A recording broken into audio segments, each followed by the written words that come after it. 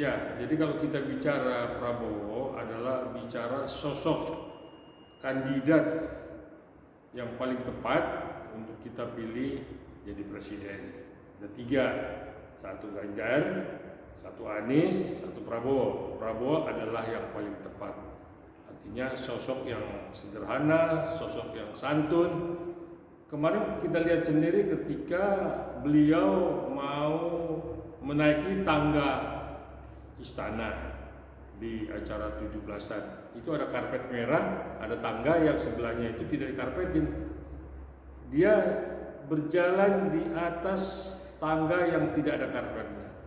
Dan ada juga yang mendampingi beliau ditarik untuk jalan di tangga biasa yang nggak pakai karpet. Artinya ditunjukkanlah bahwa beliau itu orang yang santun, orang yang hormat dan tidak gila hormat.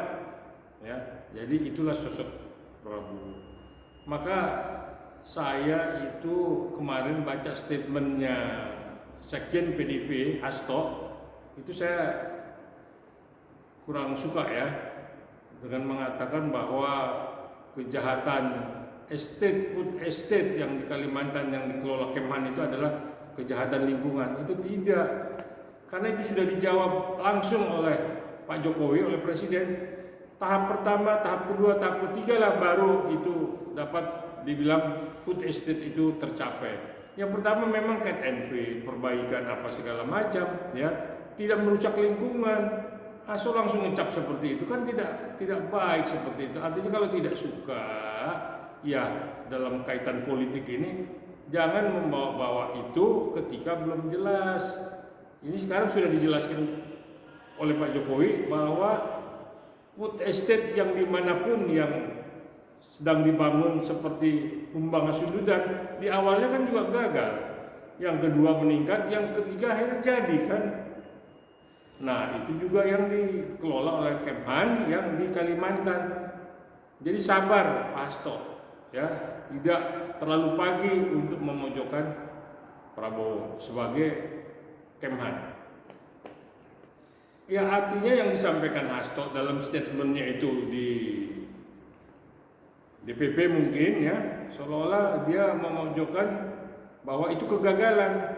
Tidak, itu baru awal, cut and fill, ada land clearing, baru nanti seperti apa lagi peningkatannya. Jadi ada tahap pertama, tahap kedua, tahap ketiga baru jadi. Jadi belum waktunya itu dikatakan bahwa gagal food estate yang dikelola Kemhan. Nah itulah ya, politik seperti itulah ya, begitu jahat ya.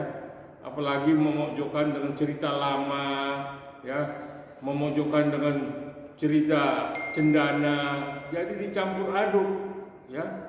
Nah hal-hal seperti inilah ada beberapa memang yang rajin mengkritik ya, tapi kritik yang salah, ya, tidak pada tempatnya ya. Denny Siregar, ya. Siapa lagi itu si Utahayan itu, terus apa lagi, ada beberapa orang yang rajin sekali memojokkan Prabowo. Janganlah membawa-bawa pribadinya, karena ini udah politik, ya bicara politik ke depan, ya, bicara kemampuan, bicara keberadaan, bicara kesiapan, ya. Program boleh 100 program ya, 1 juta program, tapi mana yang memang ditunjukkan akan diutamakan, itulah yang memang merupakan proses yang akan ditindaklanjuti. Ya memang dia memang orang yang memang berkali-kali ya, ini yang ketiga kali dia mencapreskan ya. Saya pikir dia mau orde baru, dia mau orde apa, tapi yang jelas Prabowo adalah sosok sekarang yang paling tepat untuk kita dukung. Kenapa? Karena dunia secara global ini memang sudah mencari sosok yang memang bisa mengangkat negaranya. Nah, untuk Indonesia ini saat ini memang paling tepat adalah Prabowo, ya, dari kemampuan, dari keberaniannya, dari kepintarannya ya.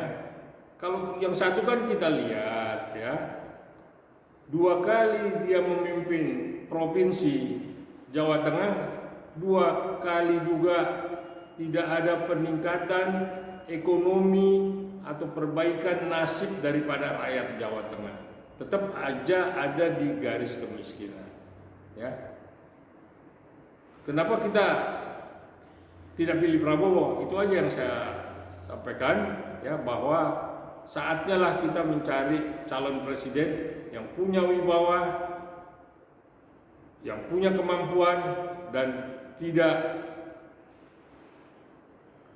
kita lihat, tidak apa saya bilang, tidak juga mengejar harta, karena beliau sudah cukup punya dan tidak ada lagi kepentingan kepada keluarga. Dia hanya mementingkan bagaimana rakyat ini harkat hidupnya, keadilan semua ditegakkan, dijalankan, dan semua diselesaikan apa yang belum diselesaikan oleh Pak Jokowi dalam programnya.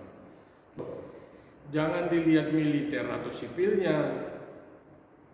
Militer itu juga memimpin nggak salah. Kemarin SBY memimpin juga bagus, ya. Soeharto juga bagus, ya kan, cuma ada periode-periodenya, ada kebutuhan masyarakat yang diprioritaskan. Kalau Prabowo memang latar belakangnya militer, seorang letnan jenderal, saya pikir itu paling tepat. Udah saatnya lah, ya. Prabowo tidak menonjolkan militernya, tetapi dia menonjolkan kemampuannya, ya, secara global, ya, ekonomi yang dia mau tingkatkan, ya, keadilan yang dia mau tegakkan, mengangkat derajat orang-orang yang memang orang-orang susah, orang-orang miskin. Itulah yang perlu diangkat supaya memang kehidupan ekonominya itu bisa kembali. Kan kita lihat sekarang ini juga memang belum tersentuh banyaknya orang-orang miskin di daerah, ya. Nah, tetapi kan Pak Jokowi kan lagi membangun infrastruktur, Pak Prabowo yang meneruskan, dan Pak Prabowo juga nanti yang menaikkan ekonomi Indonesia ini. Saya yakin bahwa Pak Prabowo mampu dan pasti bisa.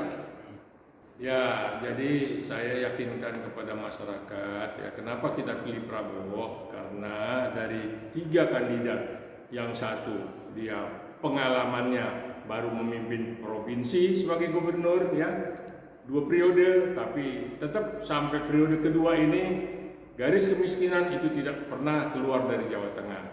Terus Anies Baswedan, ya, kita tahu selalu dibilang kadrun. Kita cari yang nasionalis lah, ya.